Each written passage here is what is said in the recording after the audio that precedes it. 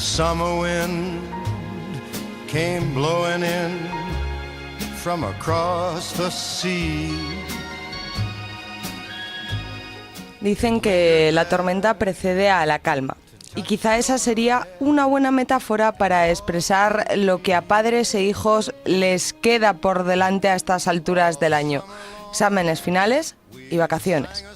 Nuestra tarea, como siempre, guiados por el experto, es buscar ahora las claves para que la tormenta sea lo más liviana posible y la calma sea más productiva de lo que su nombre sugiere. Tenemos ya lo supondrán con nosotros, a Javier Quintero, director de SickKids y jefe del servicio de psiquiatría del Hospital Infanta Leonor. Abrimos nuestra escuela de padres. Muy buenas tardes, Javier. Muy buenas tardes, ¿cómo estás, Ira? Pues encantada de tenerte una semana más con nosotros, como es costumbre. Que para mí es un placer. Estamos viendo a Carlos, el director, hace un momento, y mientras que me sigáis invitando, pues yo seguiré viendo. Pues seguiremos invitándote porque, siempre lo decimos, es un aspecto de la vida bastante complicada esto de criar a los hijos. Yo todavía no lo sé en carne propia, pero me puedo hacer una idea. Todo llega, todo llega. Y yo voy recopilando, por si eso llegase, ya pequeñas pautas para tener en cuenta. Llega ahora un momento difícil para los chavales. Bueno, para los chavales no es un momento difícil, es un momento fantástico, anhelado durante 9 meses, ¿no? No es un embarazo, pero prácticamente. Realmente llevan todo el año pensando en este final de curso, ¿no? Y por fin llegar, ¿no? Acabar con el ritmo del cole, las clases, los deberes, los exámenes y los madrugones, ¿no? Y ahora llega la época del verano, ¿no? Por delante 2 meses y medio, 3 meses para hacer otras cosas, no tanto para no hacer nada, que yo creo que esa es la esencia clave del verano. Vamos a buscar actividades que recomendarles, pero vamos a empezar con la organización. ¿Hay que establecer un planning desde el día 1 del verano o tenemos que dejarle también un poco al aburrimiento, al tiempo libre, a actividades no planificadas? Yo creo que has dado en el clavo, ¿no? Tienen que aprender a aburrirse. Entonces es súper importante que en algún momento del verano aprendan a aburrirse. Nuestros pequeños no se aburren. Es decir, en realidad, en cuanto hay una cierta intolerancia al hastío, que a mí me preocupa. Es decir, realmente es algo que hay que aprender. Hay que aprender a parar, estar con uno mismo, no hacer nada, disfrutar de estar sentado en un parque o tumbado en la playa o leyendo un libro. Simplemente estar relajado, ¿no? Y nuestros más pequeños tienen que estar constantemente haciendo cosas, ¿no? Entonces sí que tiene que haber un tiempo para ese aprendizaje, ¿no? al aburrimiento. Uh-huh. Pero también es cierto que hay que intentar, ¿no? Casi 3 meses es muchísimo tiempo, ¿no? Y hay mucho tiempo para hacer muchas cosas.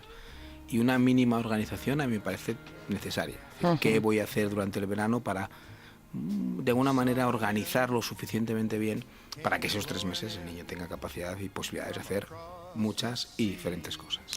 Salimos entonces de la rutina del curso y cambiamos por otra rutina nueva de cara al verano con unos horarios establecidos, o intentamos que la mayor parte del tiempo sean así. Bueno, o una rutina más laxa, ¿no? Uh-huh. Es decir, en lugar de la dictadura del despertador, pues podemos tener ese otro espacio donde haya un límite, ¿no? Es decir, tampoco me parece razonable que el niño empiece a levantarse a las tantas, pero sí de alguna manera que tenga esa capacidad de ser más flexible.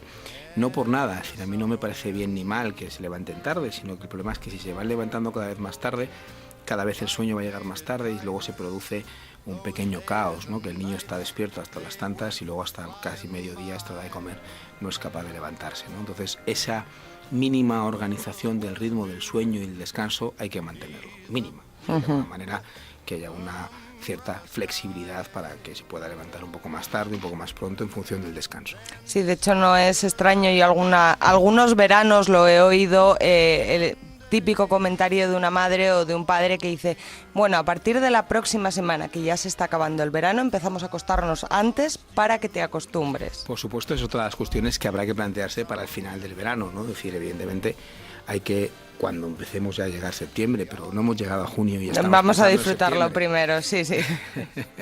Pues es cierto que tendremos que volver si el niño se ha desorganizado mucho y empieza a ver unas horas de acostarse y de levantarse muy diferentes a las que va a necesitar en su rutina normal del próximo curso, pues habrá que ir haciendo una adaptación progresiva poco a poco para que el día que tenga que levantarse no sea la tragedia del mes, ¿no? ¿Qué campos de actividades deberíamos mantener? Por no preguntarte actividades concretas que quizás sea más complicado. Además, yo creo que en realidad la única actividad concreta es la que al niño le guste. Yo creo que en verano los más pequeños de la casa tienen la posibilidad de hacer otras cosas, cosas que probablemente durante el año no tengan tiempo o de alguna manera puedan organizarse para hacerlas, ¿no? A mí me parece maravilloso los deportes, ¿no? Estos campos de deportes que se organizan ahora en esta época del año me parecen fantásticos para que el niño o la niña pues de alguna manera empiece a desarrollarse en algún deporte que a lo mejor, insisto, si son deportes náuticos, pues por supuesto en invierno es más complicado, pero aún así, ¿no? Pues campamentos de fútbol, baloncesto y demás, ¿no? ¿Qué ocurre? Que es muy importante también aproximarnos a esas inquietudes de los pequeños, ¿no? Es decir, a mí me puede apetecer una determinada actividad y pensar que eso es ideal para un determinado tipo de niño y al niño le apetece el hundimiento, en cuyo caso no va a ser una buena actividad para ese niño. Otras actividades, escenarios que también son muy socorridos en esta época del año es el reforzar idiomas, ¿no? Es decir, hoy por hoy básico. Ya no vale con hablar un poquito de inglés y con eso vamos tirando, ¿no? Ahora el mundo al que se dirigen los más pequeños, pues efectivamente es muy competitivo y poder expresarse en cuantas más lenguas e idiomas mejor, pues desde luego va a ser una cosa importante. Con lo cual, en esta época de verano, pues efectivamente hay posibilidades de poder intensificar y enfatizar ese refuerzo de los idiomas, ¿no? ¿Pero reforzarlo a través de clases también? Clases, campamentos, estancias en el extranjero. Es decir, luego ya a partir de ahí depende de la edad del niño, las posibilidades económicas de la familia, Claro. Que el niño quiera irse o no quiera irse, ¿no? Porque a veces los padres me preguntan, ¿cree usted que el niño está en edad de poderse irse un mes a Inglaterra a aprender inglés? Digo, pregúnteselo a él si le apetece irse un mes a Inglaterra. Es decir, porque al final, quiera o no, el niño tiene que ir un mes fuera de su casa, a una familia diferente o un contexto distinto, y hay niños que les apetece más y hay niños que eso les genera una cierta ansiedad, con lo cual probablemente haya que planteárselo de otra manera. Y al revés, cuando el niño quiere irse y los padres no, ¿qué hacemos con eso? Bueno, pues ese es otro problema también interesante. Es decir, hay esa tendencia a generar un exceso de protección, que no me importa tanto por el hecho puntual de que el niño no se vaya a un campamento con pernocta fuera de casa, sino que eso me hace intuir que hay una tendencia a proteger en exceso, sobreproteger a ese niño, y eso evidentemente le lleva a una dificultad para desarrollar la autonomía, ¿no? Es decir, y no es solamente el hecho de que no se puede ir a un campamento a Irlanda durante un verano, sino seguramente hay más circunstancias en el día a día que le están lastrando en ese desarrollo de la autonomía. Una pregunta de estas depende. ¿A partir de qué edad está preparado un niño más o menos para irse a un campamento fuera? Pues esto, un mes en Irlanda, por ejemplo. Depende, ¿no? Claro, cada niño es un mundo, ¿no? Hay niños que efectivamente desde bien pequeñitos pues no tienen mayores dificultades, tienen un apego muy seguro y no tienen por qué estar con mamá y papá todo el tiempo. Hay otros niños que tienen una ansiedad de separación más larvada y la posibilidad de irse fuera un mes es complicada. Hombre, siempre hay extremos intermedios, siempre hay campamentos de unos días cerca de casa, en la sierra si estás cerca de Madrid o en la playa, y que son unos pocos días, ¿no? De alguna manera es un espacio quizás como intermedio, ¿no? Un primer escalón para poder después afrontar algo más intenso, como puede ser un mes fuera, ¿no? Eso de cara a los padres. De cara a los niños, aconsejas no obligarles. Es decir, si no se quieren ir a un campamento... Apoyarles, pero no forzarlos, ¿no? Es decir, ahí es difícil ese equilibrio, ¿no? Y hay críos que efectivamente no lo ven, no lo visualizan con las ganas suficientes para irse, pues a lo mejor hay que buscar estados intermedios, ¿no? Es decir, o sea, hay que mandarle a Australia un mes, a lo mejor le puedes mandar primero a un pueblecito cerca de una semana y ya se mandará dentro de qué sé yo cuándo a Australia dentro de 2 años, lo que sea, ¿no? Pues cuando el niño esté más preparado y sobre todo él tenga la sensación de confianza en sí mismo de que va a poder afrontar ese reto con mayores garantías, ¿no? Porque a veces hay una cuestión que también ocurre con bastante frecuencia, es cuando los chavales de repente se ven forzados a hacerlo, ¿no? No, que te va a ir bien, y no les va bien, ¿no? Y al final, a mitad de partida, a la semana, a las 2 semanas, hay que, entre comillas, rescatar ese niño y traerlo de vuelta.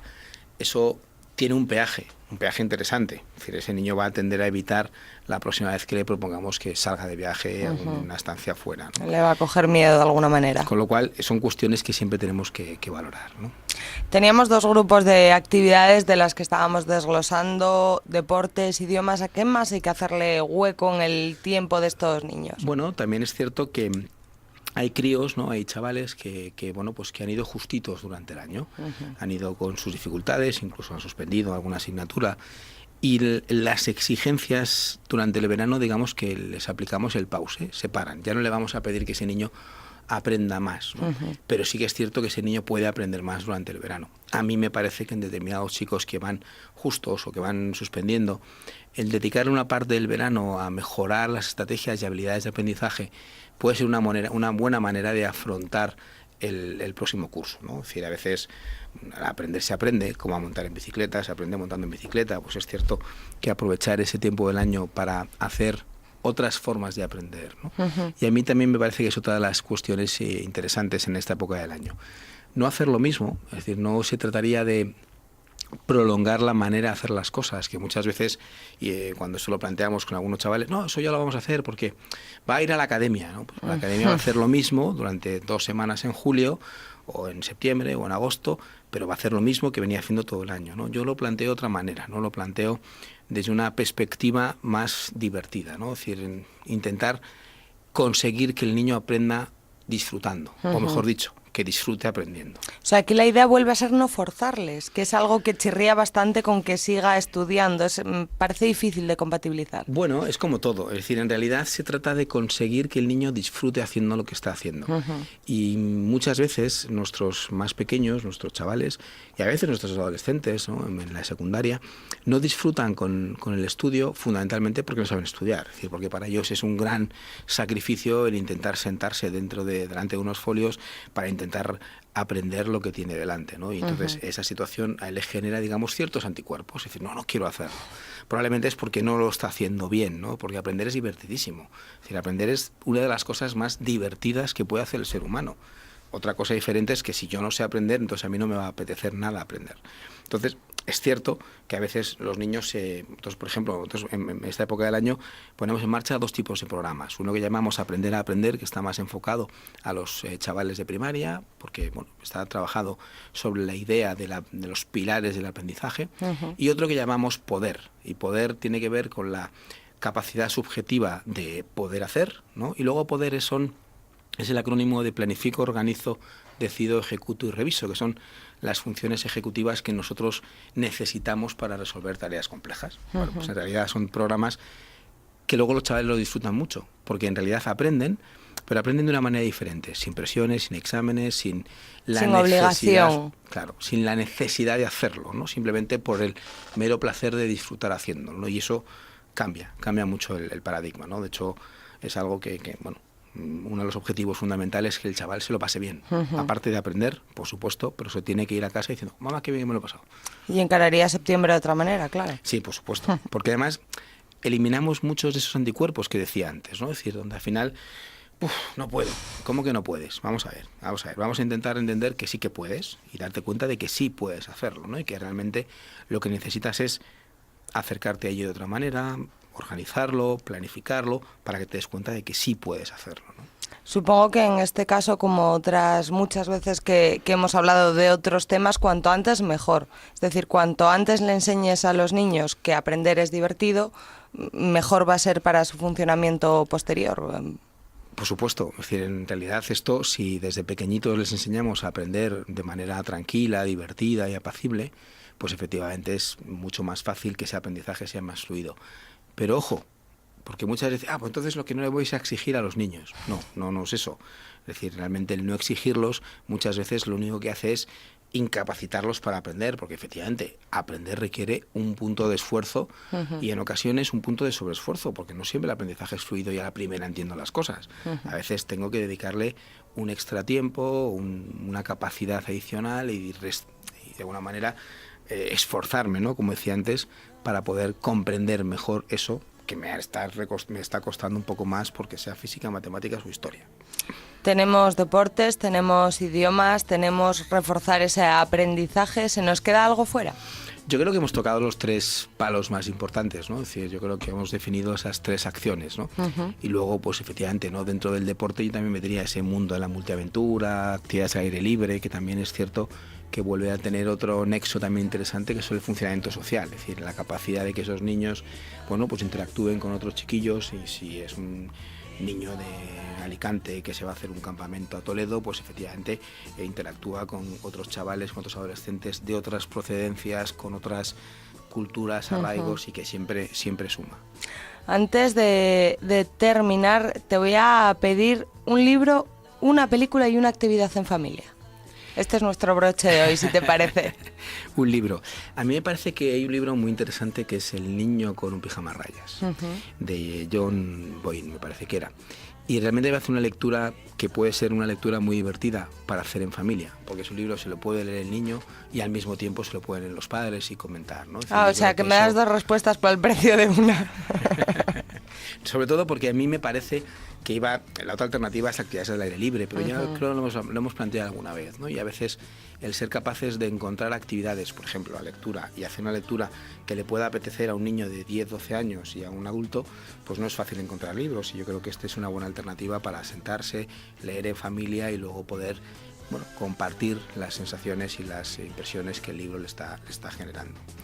Y una peli, bueno, a mí me gusta muchísimo la película del revés, la de Pixar, la de Inside Out, donde hace una caricatura de las emociones y con la necesaria comprensión de las mismas, me parece que es inmejorable, ¿no? Para poder de nuevo hacer en familia. Es decir, es una peli estupenda para ver todos juntos y después poder compartir lo que nos ha parecido esa película.